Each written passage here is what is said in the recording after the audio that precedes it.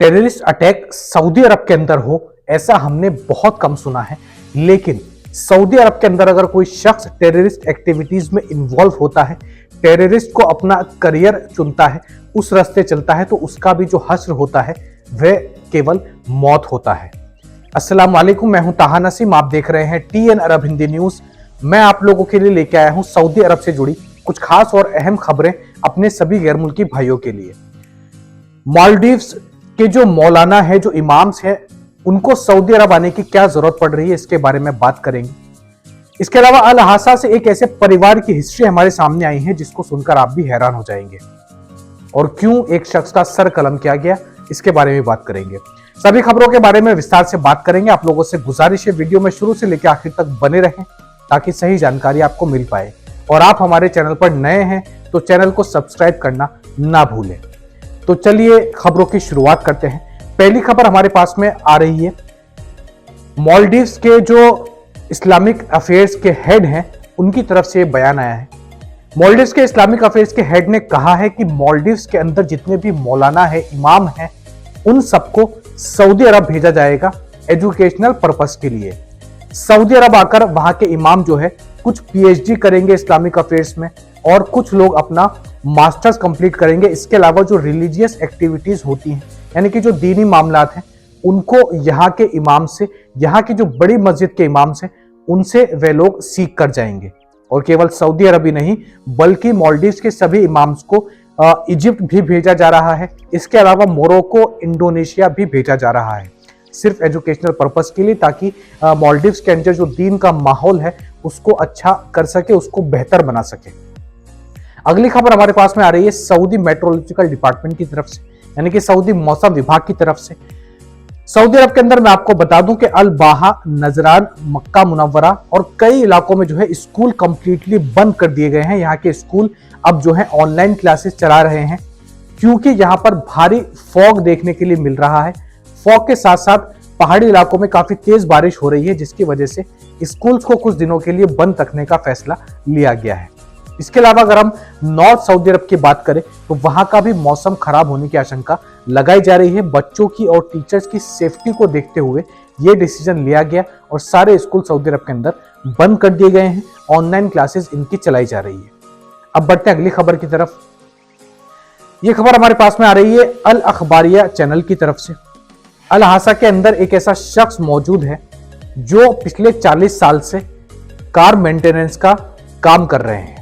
इन्होंने बताया कि मुझे बचपन से ही शौक था गैराजेस में घूमने का, कार चलाने का और कार मेंटेनेंस का। इन्होंने बताया कि मैंने जो पढ़ाई की है वह भी मैकेनिकल इंजीनियरिंग की है, और मैंने खुद अपनी पढ़ाई को अपना प्रोफेशन बना लिया और इसी लाइन में आ गया। ये सऊदी शहरी का अल हासा के अंदर पिछले 40 साल पुराना जो है कार मेंटेनेंस का वर्कशॉप है।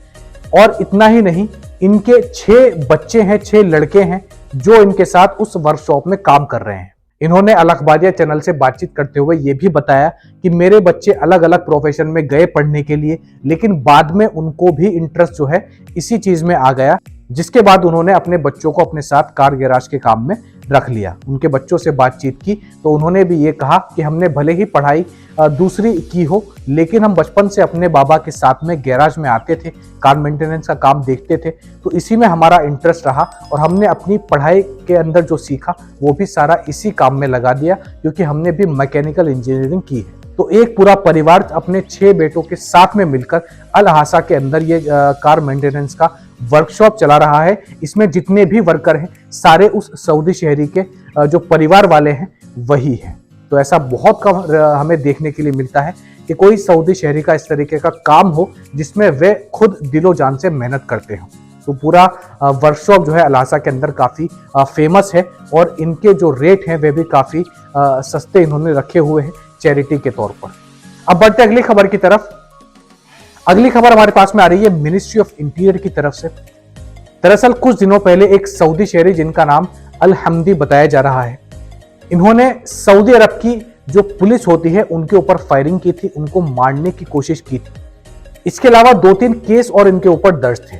जब पूरे मामले की छानबीन की गई, इनको गिरफ्तार किया गया, तो पूरे मामले का खुलासा हुआ।